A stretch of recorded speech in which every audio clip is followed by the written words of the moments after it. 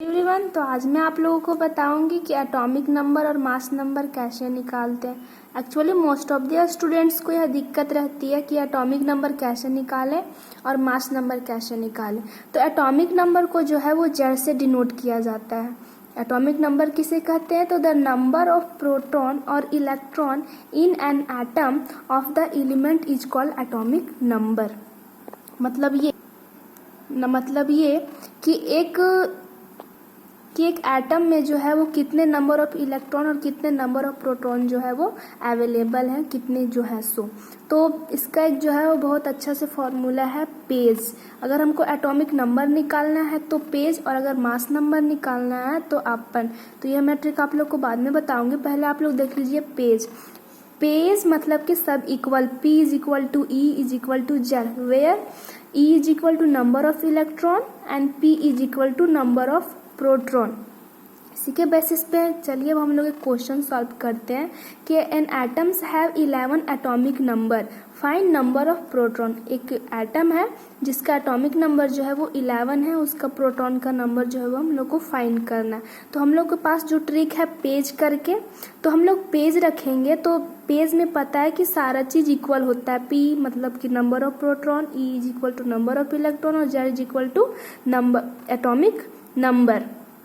तो देखिए अगर हम लोग के पास जो है वो क्वेश्चन में दिया हुआ कि एटॉमिक नंबर जो है वो हमारा कितना है 11, तो हमारा जो है वो नंबर ऑफ प्रोटॉन भी नंबर ऑफ इलेक्ट्रॉन भी 11 होगा और नंबर ऑफ प्रोटॉन भी 11 होगा। तो अगर इस तरीके का क्वेश्चन है तो पेज का फॉर्मूला याद रखने से जो है हम आसानी से अपना सीख सकते हैं। अब आप लोग को जो है वो मास नंबर के बारे में बताते हैं। तो मास नंबर क्या होता है कि the sum of number of protons and neutrons in an atoms of the element is called mass number.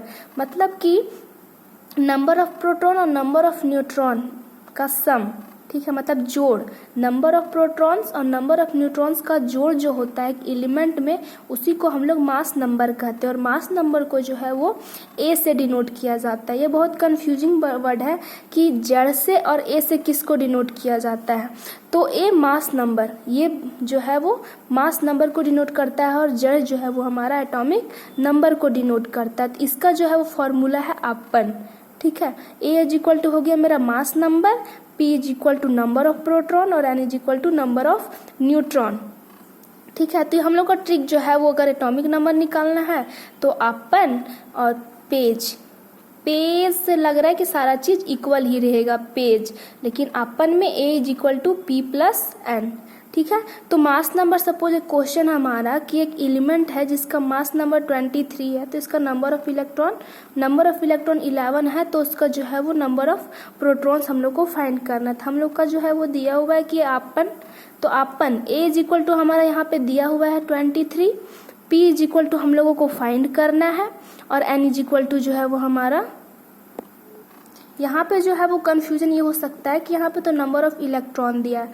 तो अगर हम लोग को पेज याद रहेगा, जो यहाँ पे पेज लिखा हुआ है P is equal to E is equal to Z, P is equal to number of proton, E is equal to number of electron. तो यहाँ पे हमारा जो है वो नंबर ऑफ इलेक्ट्रॉन 11 दिया हुआ है, तो ऑब्वियस है कि हमारा नंबर ऑफ प्रोटॉन भी जो है वो 11 होगा। इसीलिए जो है वो हम 11 यहाँ पुट कर दिए हैं, N निकालना है तो इस इधर कर दिए, 23 में 11 गया तो मेरा 12 बचा, hence N is equal to 12। तो इस तरीके से जो है वो हम लोग अपन पेज का ट्रिक याद करके आराम से एटॉमिक नंबर और atomic weight, mass number, atomic number आराम से फाइंड कर सकते हैं। Thank you for watching my videos.